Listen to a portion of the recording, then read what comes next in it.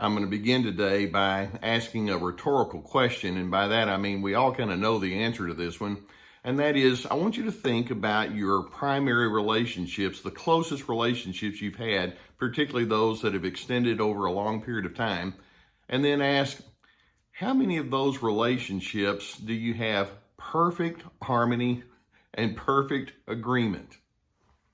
Doesn't exist, does it?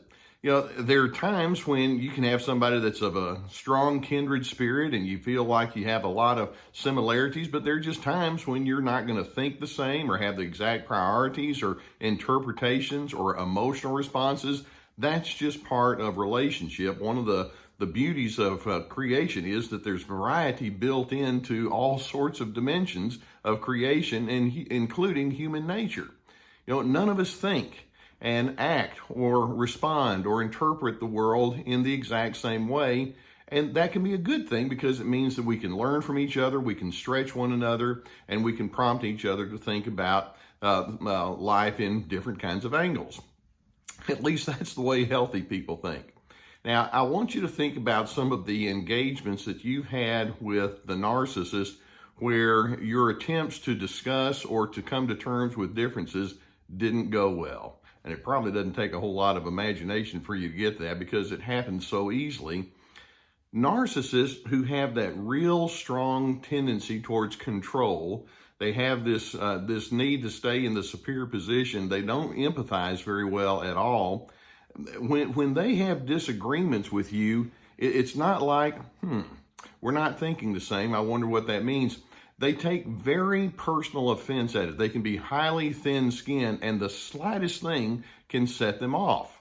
And so one of the things that happens is when you're in an engagement with a narcissist, they can take the differences and turn it into an adversarial communication just like that. In other words, they go to the victim place because one of their favorite phrases, now they may not say this out loud, but in their minds it's like, you've done me wrong. You're messing with me. Why do you have to make my life so miserable? And armed with that kind of thinking, they go into attack mode toward you. Has that ever happened? And then what's really interesting is, let's suppose that they have their own personal problems that come to the forefront, and instead of saying, I need to take responsibility for this, even in their own personal problems, it's because of you. You did me wrong. I mean, for example, let's suppose that this is an individual that has difficulties with their anger management, and they yell too much, or they go too deep into the hard, silent, freeze out, things like that. What they'll do is they'll play the victim card and say, well, the reason I'm struggling with my anger is you did me wrong. Or it could be something very egregious, like they've had an extramarital affair, or they've cheated in some way or another in other kinds of behaviors.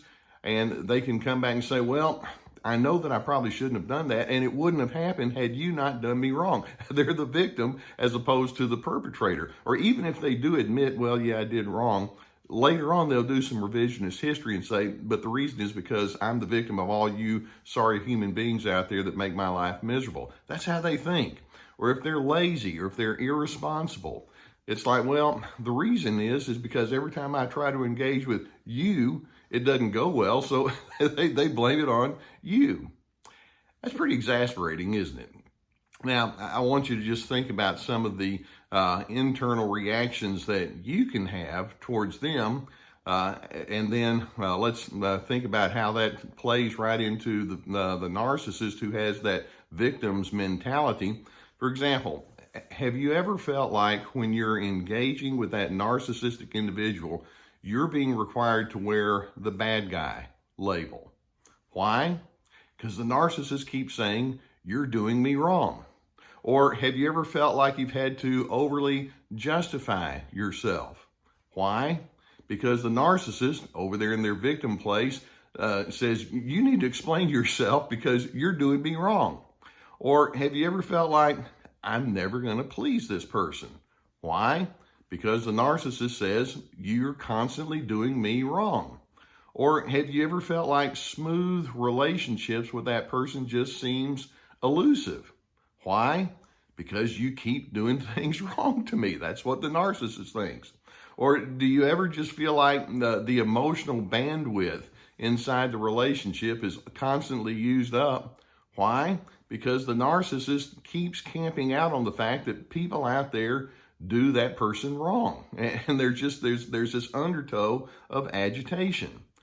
And I'm hoping that you can see that as the narcissist keeps coming at you with this victim's mentality, the reason there's problems inside of the relationship with you and the conflict, they just say, well, everything will be just fine and dandy if you could just get your act together. I'm hoping you can see maybe that's not your problem that you need to pick up and carry. Maybe this is just something they have on the inside of themselves. Now, there are several ingredients. I have 4 here that can underlie, and there can be a whole lot more, by the way, but that can underlie this victim's mentality that the narcissist brings to conflict.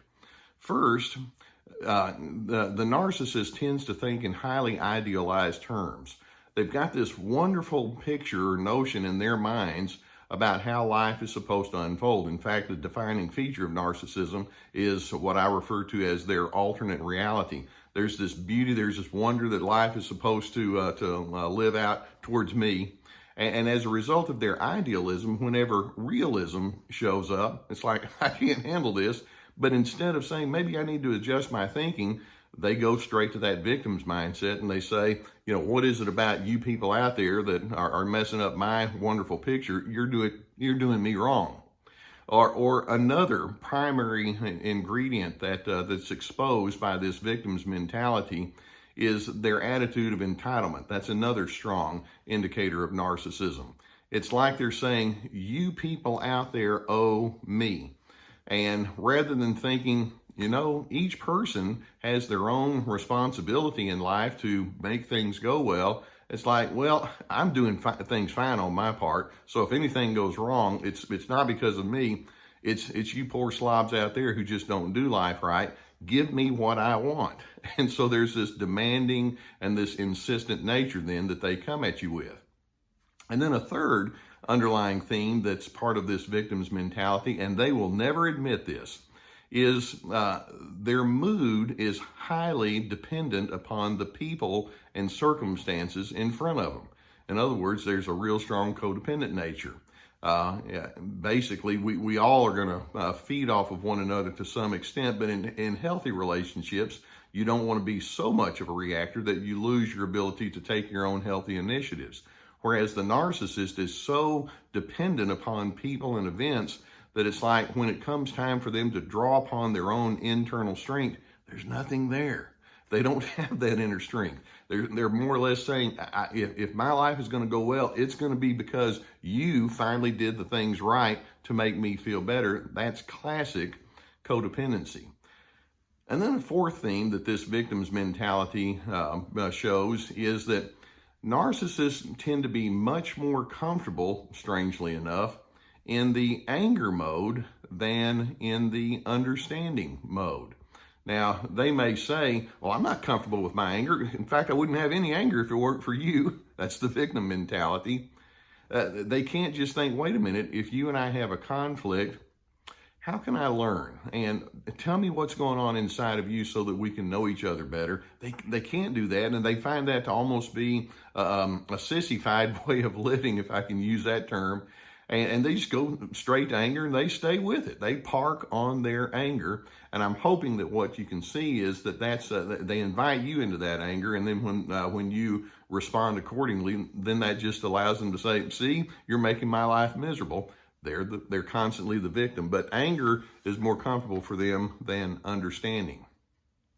So let's draw upon the conclusion that says narcissists have very poor introspective skills. Going back to that notion that when we have differences or when we have conflicts between us, we can slow down and think it through and ask, what does this tell us? How can I learn? How can I grow? Healthy people do that. Narcissists are not healthy people.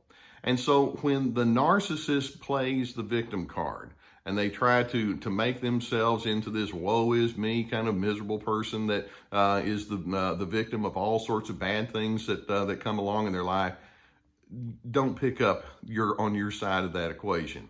When you start going into that high justification or rationalization and arguing back and defending and all of that, you're in the game and they're just eating it up. Don't go there. Instead, be the kind of person that says, I am willing to listen and I'm willing to coordinate. But don't make it your job to think, well, now that this narcissist is feeling like the angry victim, I guess I have to do everything that I'm supposed to do to make them happy and to appease them, because that just keeps the game alive and it keeps them thinking, yeah, I'm in the superior position. Apparently you're figuring that out. Each individual is responsible for his or her own emotional well-being. That includes you, it includes me, it includes the narcissist. And so when the narcissist playing that victim card in the midst of difference just continually says, you are responsible for my well-being, like I say, know that, I am responsible for being a decent person, but if they can't come to terms with their own personal stability, that's not on me. That's their problem that they get to resolve. And I'm afraid the bad news is they may be stuck at that place for a long, long time. Kind of sad, isn't it? I do hope that you get benefit from videos such as this. And when you're with that narcissistic victim, I'm hoping that you really can determine, I'm not going to get hooked into that game. And you can look back, and I imagine there's so many times that you can see, yeah, I did exactly that. But the videos that we have here are to help you understand this dynamic so that you can learn how to have healthiness on your side of the equation. And if you'd like, hit that subscribe button so that we can keep more videos coming to you and you can learn all the more. I really appreciate you letting me be a part of your journey. We have a website where you can give us your email list, and we have a link for that, or your email, so that we can put you on our email list, and we'll give you some bonus videos and their articles. And on this new website, then we're going to have all sorts of different kinds of articles and quizzes and things like that. If you have need for online counseling, and I know some of you are at places where you just don't have the availability, we have links for people that can help you. And this is a group that I've vetted, and they have a broad array of individuals that can hopefully meet the needs if you have that. In addition, we have online workshops and videos and my books, and we even have coffee mugs. So I hope that you make yourself available to all of that. Just know that I want you to find peace. I want you to find your place of steadiness, and in doing so, then you're going to be the calm, sensible person inside your equation with other individuals.